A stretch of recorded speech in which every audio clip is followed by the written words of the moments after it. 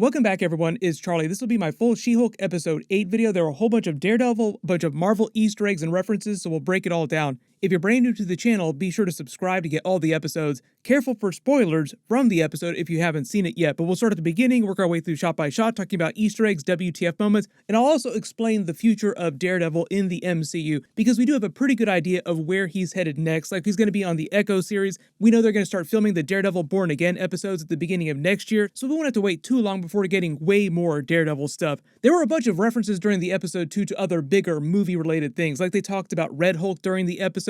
They even made a Wolverine reference again during the episode, and we just saw him in the Deadpool 3 teaser video that Ryan Reynolds posts of Hugh Jackman coming back as Wolverine in the MCU. But the actual episode title was Ribbit and Rip It, which is a reference to Frogman's catchphrase that he recites several times throughout the episode, mostly to hilarious consequences. Frogman is another person from the comics. He's like another D-list superhero who's shown up in a bunch of different titles.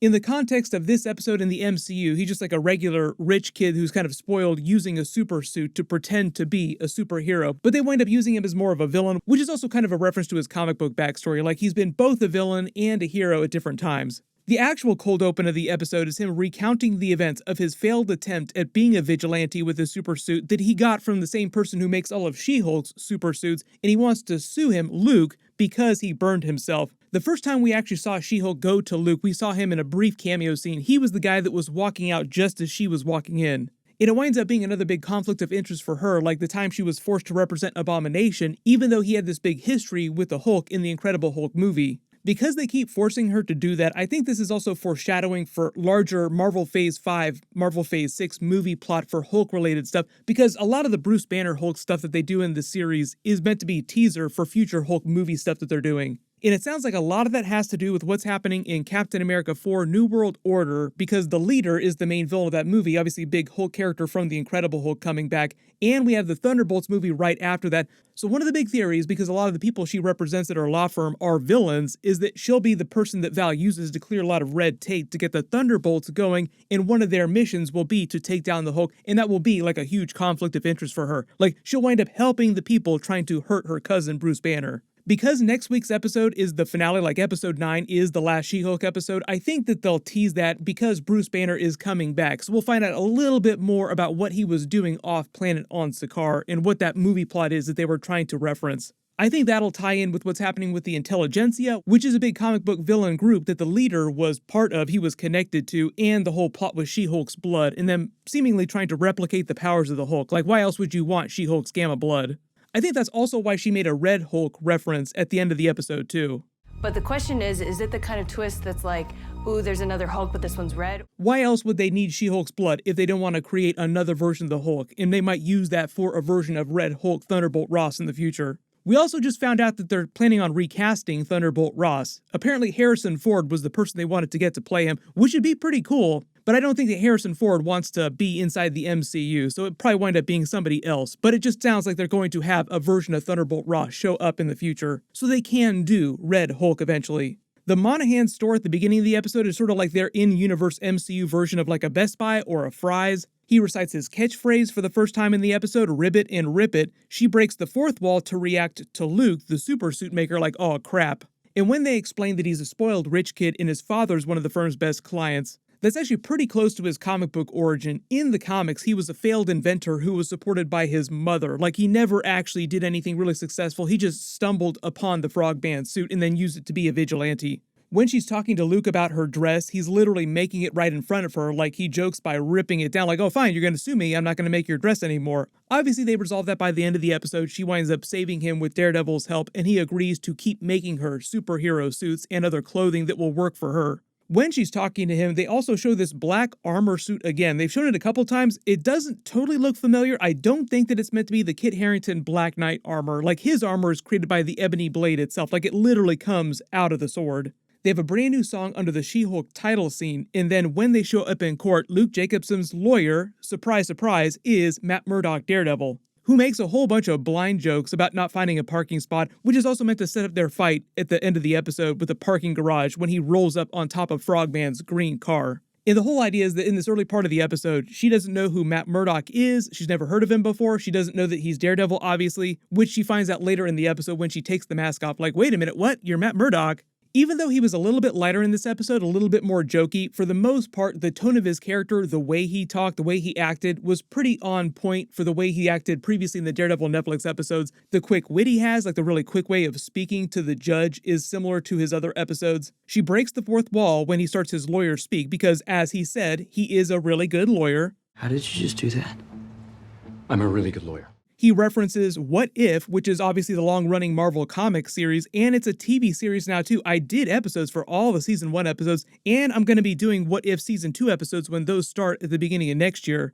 If I talk about Daredevil coming back, I didn't mention this earlier, but Charlie Cox is also coming back as Daredevil during the Spider-Man Freshman Year TV series, which is kind of like a slightly different thing, but Marvel's going to be releasing that, I believe, in 2024, so it's still going to be a while before we see those episodes. Really interesting, he references the Sokovia Accords, saying that they've been repealed since the events of Avengers Endgame. I think this is the first time that we've learned about this. His whole thing about superheroes not revealing their identities was a huge part of the comic book Civil War event, and obviously a big part of Spider-Man No Way Home, which he was just in. That was the whole reason why Spider-Man had Doctor Strange perform the 2 different spells, to make people forget about his secret identity. She talks about eyes, making more references to Vision, Daredevil being blind. They make a lot of these throughout the episode too, mostly in a jokey manner, but a lot early here during the trial as well. On top of all the Spider-Man No Way Home secret identity references that they make during this, the whole privacy thing for him is also a big deal and a reference to Kingpin, because Kingpin spent most of Daredevil Netflix episodes trying to find out that Matt Murdock was in fact Daredevil. And I will explain the way they treat the canon, because there are some Daredevil Netflix references during the episode too, like specific references to things during the Netflix series itself, not just broad Daredevil references. He uses his enhanced sense of smell to detect the jet fuel in Frogman's suit, which wins them the case, and then buys her conciliatory drinks at the lawyer bar that she frequently goes to near the courthouse, and gives her that heart-to-heart about being a superhero as She-Hulk by night, and helping people by day as Jennifer Walters, kind of like what he does. Matt Murdock by day as a lawyer, and Daredevil by night as a vigilante.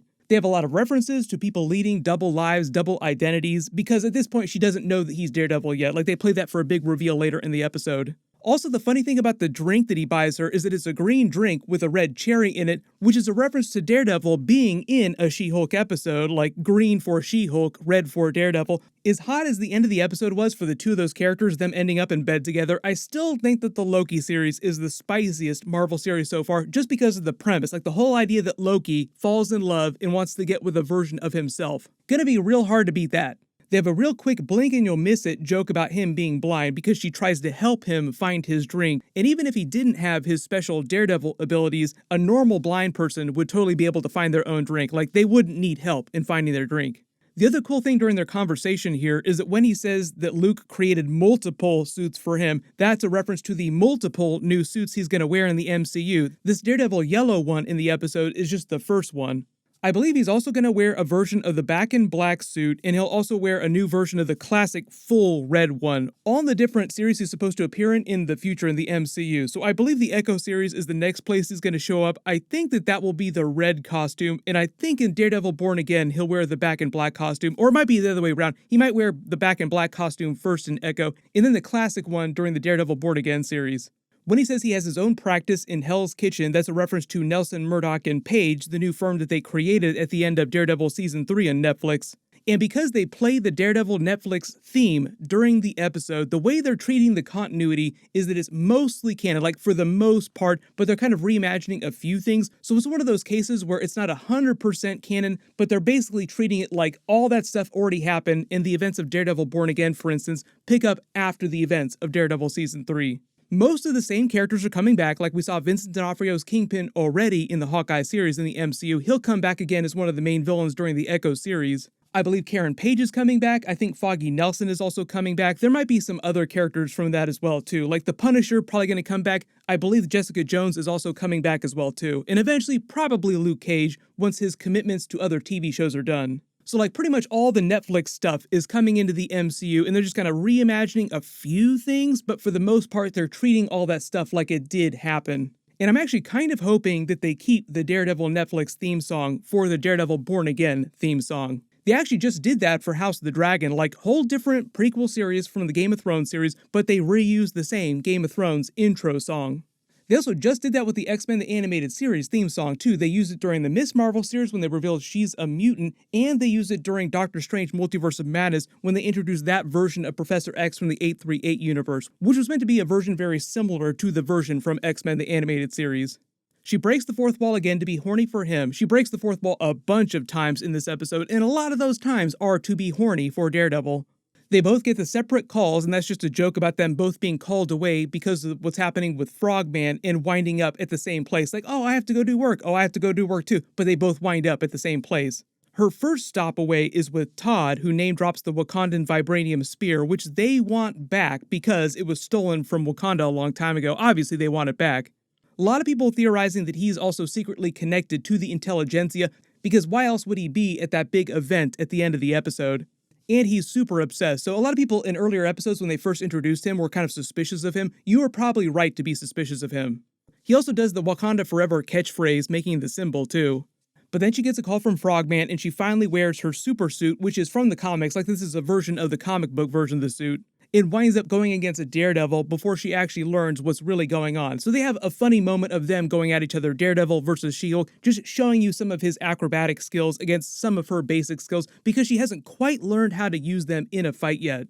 Like, she can kind of use her abilities, like she kind of brawled with the Hulk at the beginning of the series, but she's not really good working on a team yet. And that's part of what their jokes are later in the episode when they're trying to find out how to actually take down Frogman's men. Like Daredevil trying to tell her, just follow my lead because I've done this before. This is your first time. I think part of the idea is that she'll get better doing that in future series, future movies when she crosses over. It's kind of the same arc that the Bruce Banner Hulk has been on in the MCU so far. Like, he starts out making a bunch of collateral damage, he winds up destroying most of Harlem, until present day as Professor Hulk, he's a little bit better about the collateral damage. She's kind of learning those same lessons as she goes along. This version of the yellow costume obviously is designed to look like his yellow costume from the comics. That was the very first costume that he wore when he debuted. He didn't wear the red costume till later. The way Charlie Cox talked about the suit, he called it gold, like he called it red and gold, not red and yellow, but She-Hulk does make some jokes about the colors clashing later in the episode, like it looks kind of like ketchup and mustard together. One of the other things you probably noticed here, talking about continuity from the Daredevil Netflix episodes, what stuff are they bringing forward to the new stuff? His suit is basically the Daredevil Netflix suit with the added yellow parts to it, like it's the same basic suit. Frogman says his catchphrase again on his way out of the parking garage, ribbit and rip it, and she gets him finally with the thunderclap. And as she unmasks him, in the background you can see another ad for the Rogers Captain America musical. They have another joke about whether or not he's really blind, which is a thing during the Daredevil Netflix episodes. Like, Karen Page asked him the same question, like, are you really blind? What's going on? And he has to explain how his ability works. And when he says, I'm Daredevil, they play the Daredevil Netflix theme song. Like the gold devil. I'm Daredevil. When they show you his warehouse lair, the lily pad, obviously frog themed, everything in it is frog themed. There's another QR code you can scan to get a Daredevil comic book. They've done this in previous episodes too, as well as other Disney Plus series. He's captured Luke to create him another super suit. And on the lamp next to him here, there's some classic Frogman Marvel comic book art. The suit that he asks him to make for him is a reference to Iron Man's armor suits. Like, he says he wants it to have a fancy British AI system that talks to you. That's Jarvis, played by Paul Bettany, who is British.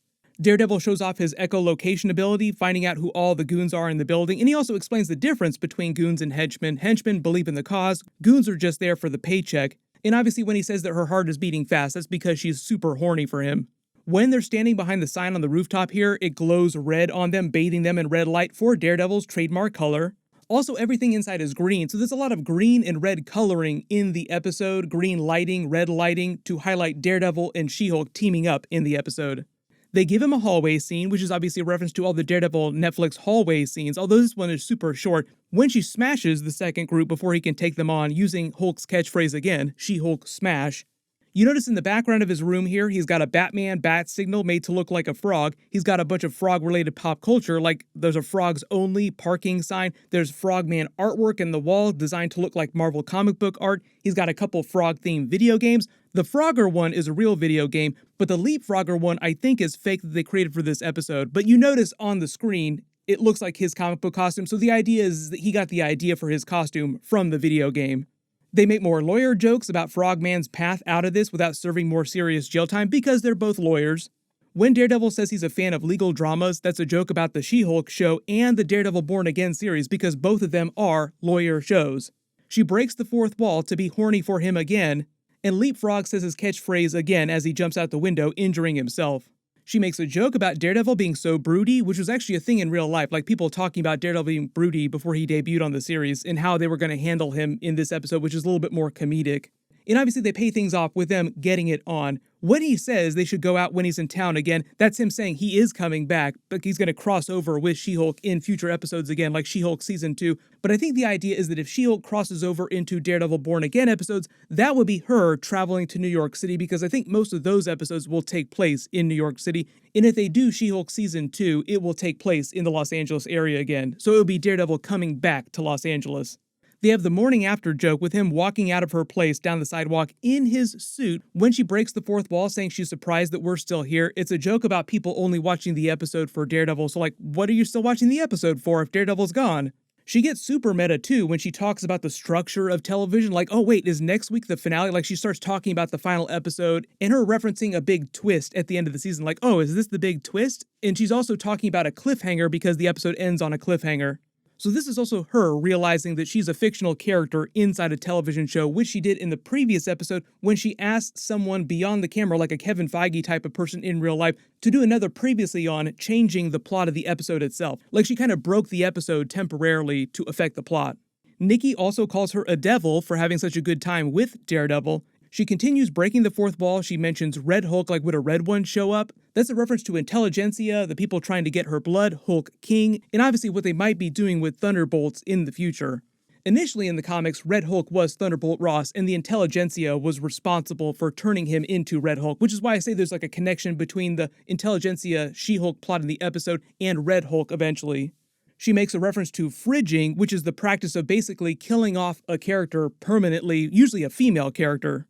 Nikki also jumps out with her brushes like they're Wolverine claws between her fingers, which is a reference to Wolverine coming back into the MCU in Deadpool 3, which they also reference earlier this series with a webpage referencing a guy with metal claws getting into a bar fight. So because they created this episode a long time ago, it sounds like they've known about Wolverine coming back into the MCU for a long time. They pay off her big dress at the party, they bring back her parents. Todd is also there. Like I said, very sus that he shows up there, probably has something to do with the Intelligentsia. And the whole side joke with the award here is that it's just like a token award, like it's not meant to be special. She thought that she was the only person that got it, but a bunch of other women got it, including the Mallory Book character who's her co-worker at the law firm. Then predictably, Intelligentsia hijacks the big party here, but what they basically do is dox her, and it pays off the Josh scene from the previous episode when he slept with her and cloned all the data on her phone. And all these records are like her basic internet history, so it's like all of her information being doxed. And it sounds like the reason why the Intelligentsia, the Hulk King character, is doing this is to make her so angry that she loses control and goes full savage She-Hulk from the comics, and they use that opportunity to get her blood because they still haven't used those special syringes yet. You also notice when they're accusing her of all these things, like you see these two people here accusing her, they talk about her stealing Hulk's gamma power. The red hazard lighting at the end is also meant to be like another Daredevil reference because Daredevil episode just in general. The masked men in the back recording this on their phones obviously are part of Intelligentsia, and this guy kind of looks like Todd, but the hair is a little bit different and he's not wearing the ring, so it might be somebody else. But I think part of the idea is that a lot of the people that we saw in earlier episodes will wind up being connected to Intelligentsia, so a lot of the people that are behind this are people that we've probably already seen, but I also think in a larger sense that'll have something to do with what the leader is doing in Captain America 4 and in the Thunderbolts movie. The officers that tried to arrest her at the end with these special weapons here are damage control as well, if it wasn't clear. The new end credits that they added for the episode are Todd trying to buy that vibranium spear at the Wakanda auction against, it turns out, Frogman, who wore his costume also to the auction. There's Daredevil and She-Hulk in bed together, and then Daredevil the morning after walking down the sidewalk past Nikki. There is no traditional post-credit scene. I'm expecting one in the finale though. So like next week, episode 9 is the finale. They'll wrap up the Intelligentsia She-Hulk plot on a smaller level, but they might spin it up for something bigger because the Bruce Banner Hulk is coming back. And a lot of what he's doing during the series, like this whole space plot with him going back to Sakaar, is meant to be connected to a future movie plot that they were trying to tease. So I think they'll end the series teasing more of what that Hulk-related movie plot is. And we might also get a Val post-credit scene where she tries to recruit Abomination or something else happens with the Thunderbolts. But I am expecting Abomination to come back in the finale as well. If you spotted any other Easter eggs or references in the episode that I didn't talk about in the video, just write them below in the comments. In my full She-Hulk episode 9 finale video we'll post next week after they release it. While you wait for everything, everyone click here for my new Deadpool 3 Wolverine trailer video, and click here for that new Black Panther Wakanda Forever trailer video and Easter eggs. Thank you so much for watching, everyone stay safe, and I'll see you guys in the next one.